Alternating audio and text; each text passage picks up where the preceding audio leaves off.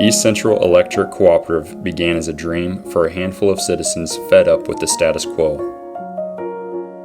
Thomas Edison patented the electric light bulb in 1879, yet over 50 years later, America's rural families were still reading by coal oil lamps. The businessmen involved in bringing light and power to the major cities could not foresee any profit in serving the sparsely populated countryside, so the people did something about it. Neighbors banded together in November 15, 1938 and founded East Central Electric Cooperative, a not-for-profit organization where the people who receive power are the ones in control.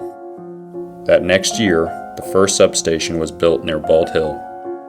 Lines were laid out with back-breaking effort, and in December 1939, Mr. J.E. Capps' rural Beggs farmhouse was illuminated for the first time.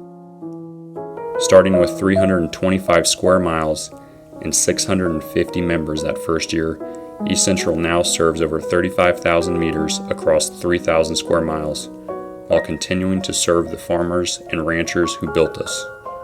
Today, we also serve large housing developments and major commercial and industrial loads.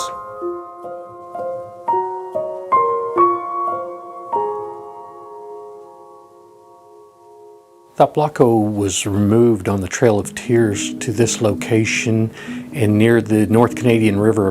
They established their communities, farming operations, and they built an economy by building canneries and selling any excess produce along a county road, which helped fund the governmental operations. We use that concept of building community and economy to build out what we're doing today. We are using this development to put in buildings for services, wellness centers, the police force. We're building housing, and our next project up is actually a country general store where people will be able to buy groceries in a food desert. East Central provides our electricity, and now that they're bringing broadband services through the fiber that they're installing, we see that as an opportunity to engage more with East Central. They bought into the vision, and we have partnered with them on this whole development, and it's been great to work with them. They really are good partners in this. White Lightning Ranch in Okemah, Oklahoma has passed through 4 generations of East Central members. Camp Ranch, they came from Arkansas, Beebe, Arkansas, in 1904. They acquired this land here that's just down here by the North Canadian River. They planted sweet potatoes, they planted paper shell pecans, peaches, and apple trees. They did a lot more farming than ranching. And we've kind of evolved from farming to what we do today, which is have cattle and raising bison. But East Central's always been there for us, and we're on the end of the line, and they're always there to get us back on with electric, and we appreciate that. And I think, as far as the EchoLink, I think that will help us too. It's really going to help, with our business being able to reach more people and quicker, and in a way that's with the times. So we're really very excited.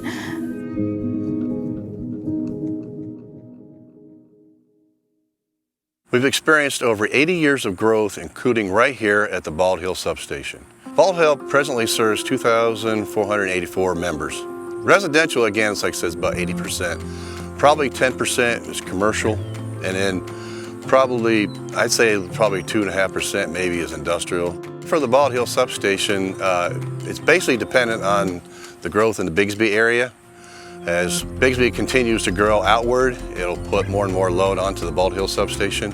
Presently, we're working with KMO to look at upgrading Bald Hill and maybe adding an additional substation in the area. But continued growth of our membership and ever-increasing electrical demand has required us to add 2 new substations in recent years. In 2020, we completed our new Peoria substation to help accommodate the growth in the Bigsby and Glenpool areas. We are currently working with Canadian Valley Electric Cooperative on the construction of the Paragon substation south Okemah to adjust to the growth as well.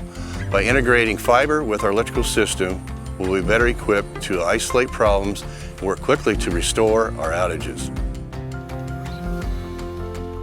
Cooperation among cooperatives is one of East Central's 7 cooperative principles, which also includes concern for community and democratic member control. At the start of this century, rural areas were once again left behind as cities and suburbs gained access to high-speed internet. Together, members and the member-elected Board of Trustees responded to this new need in rural Oklahoma.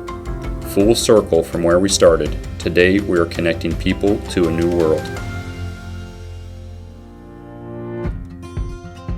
Construction started in March of 2019, and we connected our first member in December of 2019. Since then, we have connected 6,700 members to date, and each day the value of having that reliable broadband service increases, from smart grid and SCADA connectivity to connecting members. And we've also sped up the project, so that's been really great. We initially were projecting I think 6 years, and we're currently have cut 2 years off of that timeline. So we're expecting to be done in December of 2023.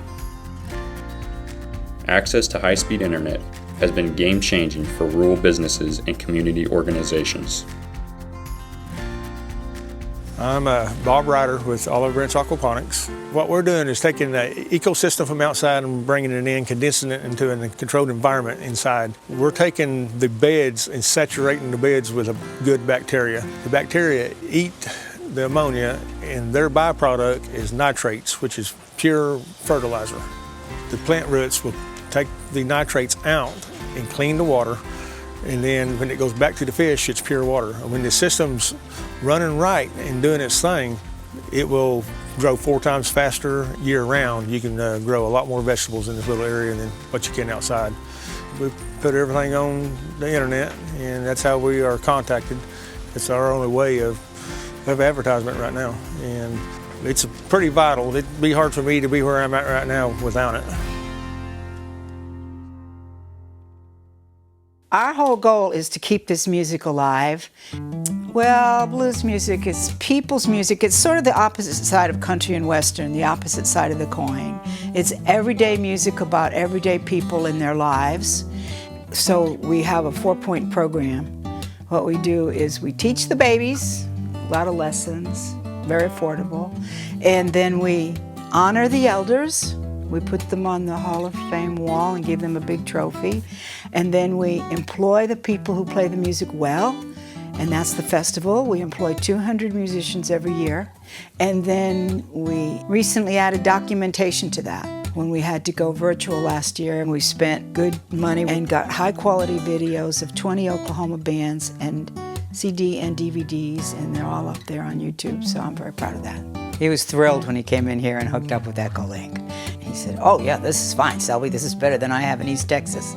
And knock wood, so far so good. I have help from a lot of people, and with the help also of East Central Electric, who's been in our corner for a long time. East Central's EchoLink fiber project is benefiting members in other ways as well, including improved communication and emergency response times. One of the benefits of the fiber project is really going to be a smart grid. So that means that we'll have communication with the grid, and it'll help us restore outages quicker and really have more information about the system. So that's really been a benefit to East Central, the EchoLink, the fiber project's bringing. This is an exciting time for us here at the East Central Electric Co-op, where construction you see going on in the background here is an effort to house all of our people in the same facility. It's a $9.5 million expansion.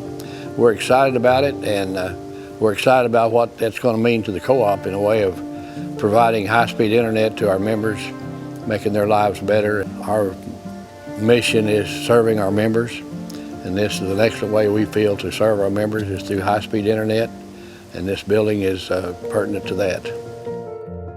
We also strive to work closely with members interested in renewable energy options. We're all aware that the electric vehicle is a coming thing. It's advancing technology that's going to move faster, and with the new EV rate, people can charge their electric vehicles at home during a low peak time, so we can provide that electricity to them at a lower cost. East Central Electric has a storied past worth reminiscing, but more importantly for members of today, they are hands-on in the present, with their eyes focused on the future. If we look at the pictures and the history of the co-op, when people first started getting electricity to the rural areas, it was necessary because the co-op was formed for that reason. The members joined together in an effort to get electricity to their rural homes.